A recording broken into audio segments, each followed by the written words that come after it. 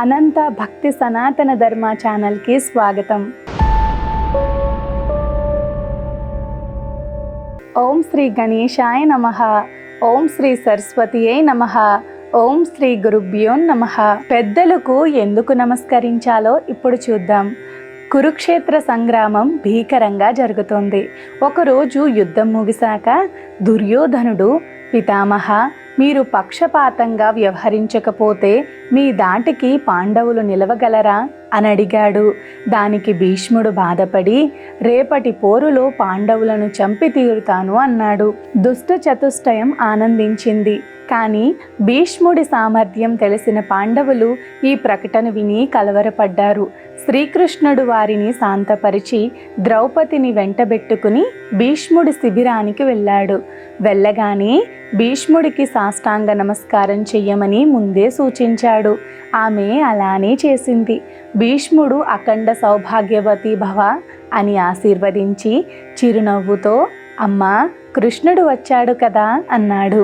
ద్రౌపది, అవును తాతయ్య, శిబిరం బయట ఉన్నాడు అనడంతో భీష్ముడు బయటకు వచ్చి, నీ శక్తియుక్తులు నాకు తెలుసు కృష్ణ, ప్రతిజ్ఞ కన్నా దీవెనకు ఉన్న శక్తి చాలా ఎక్కువ.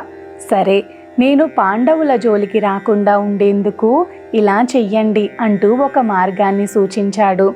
శ్రీకృష్ణుడు ద్రౌపదిని వెంటబెట్టుకుని బయలుదేరాడు. చూసావా, భీష్ముడికి నమస్కరించడం ద్వారా నీ భర్తలు జీవితాన్ని పొందారు. నువ్విలాగే ప్రతిరోజు భీష్మ, ధృతరాష్ట్ర, ద్రోణాచార్యులు తదితర పెద్దలకు సదా నమస్కరిస్తుండు అన్నాడు. ద్రౌపది అలాగేనంటూ కృష్ణుడికి నమస్కరించింది.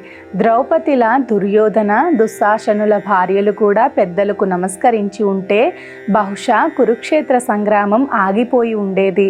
నమస్కారానికి, పెద్దల ఆశీర్వచనానికి అంతటి మహత్తు ఉంది. అహంకారం వల్లే ఎన్నో అనర్థాలు జరుగుతున్నాయి. పిల్లలు నిత్యం ఇంటి పెద్దలకు నమస్కరించి వారి ఆశీర్వాదాలు తీసుకుంటే ఎలాంటి ఇబ్బందులు తలెత్తవు. ఆ ఆశీర్వాదం కవచంలా రక్షిస్తుంది. అంతేకాదు, నమస్కారం ప్రేమ, క్రమశిక్షణ, గౌరవం, సంస్కారాలను నేర్పిస్తుంది. కోపాన్ని తొలగిస్తుంది. కన్నీళ్లను కడిగేస్తుంది. బంధుమిత్రులను దగ్గర చేస్తుంది. కాబట్టి పెద్దలను గౌరవించడం తప్పేమీ కాదు. మీరేమీ చిన్నగా ఏమీ అయిపోరు. పెద్దలని గౌరవించండి, వారి ఆశీస్సులను పొందండి. సర్వేజన సుఖినో భవంతు. గోవులను సేవించండి, గోవులను రక్షించండి.